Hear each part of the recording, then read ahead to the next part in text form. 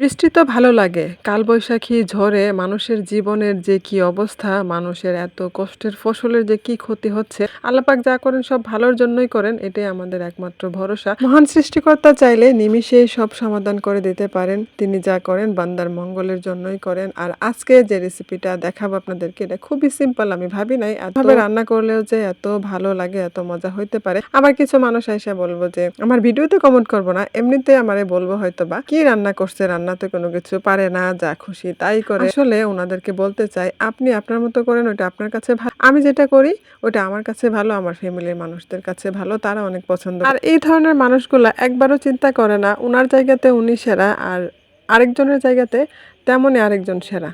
একেবারেই মনে করে না, শুধু মনে করে যে আমি ভালো, আমারটা ভালো, আমি পারি, আমি একমাত্র পারি। আচ্ছা যাজ্ঞা আপনি পারেন গা, আমার কোনো আসে যায় না, আমি আমার মতো করে পারি, আপনি আপনার মতো করে পারেন। আর যাজ্ঞা যে যেটা মনে করার করক গা, আমার কিছু হইতো না, যে যেমন সে তেমনই থাকবো। তারপরও রান্না করতাম গেলে সেই রাঁধুনিদের কথা শুধু মনে পড়ে, তার জন্য বলা। শুধু যে মনে পড়ে ব্যাপারটা কিন্তু এমন না, ওনাদের কথা মনে পড়ে কথা থুতলাইও যাইতেছে। যাই হোক, গেল কয়দিন তো কি একটা অবস্থা হইলো। এই যে যাই হোক আমি কইখানে বাদ দিব, কিন্তু বাদ তো আর দিতাম ভয়েসের জগতে যে যতদিন থাকবো। যাই হোক, আচ্ছা হচ্ছে এগুলা মনে হয় থাকবোই। আচ্ছা তো চলেন এখন ভিডিওতে কি করতেছি এটা লিয়ে কথা কই। এই আজেরা গান গায়ে কোনো লাভ নাই। এই যে রান্নাটা করলাম দেখলেন না, পেঁয়াজ লাল করে চাইলে দিয়ে ভালো করে ভাজা নিলাম। তারপরে অল্প করে আদা রসুন, হলুদের গুঁড়া, মরিচের গুঁড়া, ধনিয়ার গুঁড়া, জিরা গুঁড়া, লবণ দিয়ে আবার মশলা সহ চালের ভালো করে ভাজা নিয়ে তারপরে পানি দিয়ে দিলাম। পানিটা পরিমাণ মতো দিলে চালটা সুন্দর থাকে। আর এই প্যাকেটের পোলাও চালগুলা না রান্না করলে অনেক সুন্দর হয়, একদম ঝুরঝুরা হয়। এতটা ঝুরঝুরাও না, আবার এতটা নরমও হয় না, অনেক সুন্দর হয়।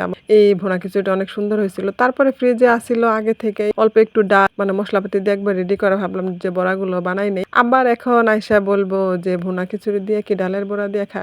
আগো হা গো হা, আপনারা হায়া দেখি। আমিও কোনোদিন হাইছি না, কিন্তু সেদিন মনে হইতেছে যে বানাইলাই বড়াডি। অনেকদিন ধরে ডাল ফ্রিজের মধ্যে রাইখা দিচ্ছি, বানামো বানামো কইতাছি, আজকে বানাই। গরম গরম করলাম, ভালোই লাগছে। কোনো কিছুই করার প্ল্যান আসিল না, প্ল্যান ছাড়াই কইরা ফেলছি। মাঝে মধ্যে এরকম প্ল্যান ছাড়া কইরা দেখবেন অনেক ভালো। যার কাছে মনে হইতেছে ভুনা খিচুড়ি দিয়ে কি আবার ডালের বড়া দিয়ে হানে, আগে শুনছি গো ডালের বড়া না হলে কোনো সমস্যা নাই, নেন ডিম ভাজি দিয়ে হাইন।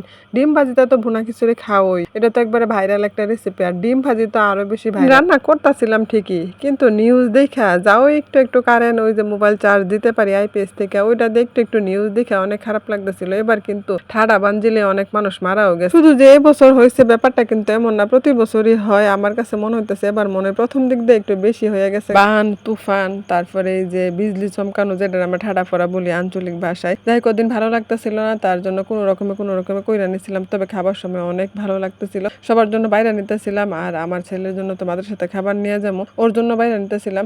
আর ওর জন্য যখন খাবার নেই না বাটিতে, যতটুকু খায় এর থেকে একটু বেশি নেই, কারণ ওর সাথে যে ছেলেরা খায় ওইগুলা নাকি ওই ছেলেরা অনেক পছন্দ করে। মাঝে মধ্যেই বলে আম্মু এই খাবারগুলো তো ওরা অনেক পছন্দ করে। আসলে মাদ্রাসার খাবারগুলো তো একই খাবার হয় বাচ্চাদের, একই খাবার না, তবে সকালবেলার খাবারটা বেশিরভাগই একই ধরনের থাকে। তবে মাদ্রাসার খাবারের মান এখন এতটাও খারাপ না। আমি তো যাই আমার ছেলের খাবার নিয়ে দেখি, আবার মাঝে মধ্যে আমার ছেলেও বলে যে আম্মু খাবারগুলো তো ভালো হয় মোটামুটি, তারপরে স্বাদগুলো ভালো লাগে।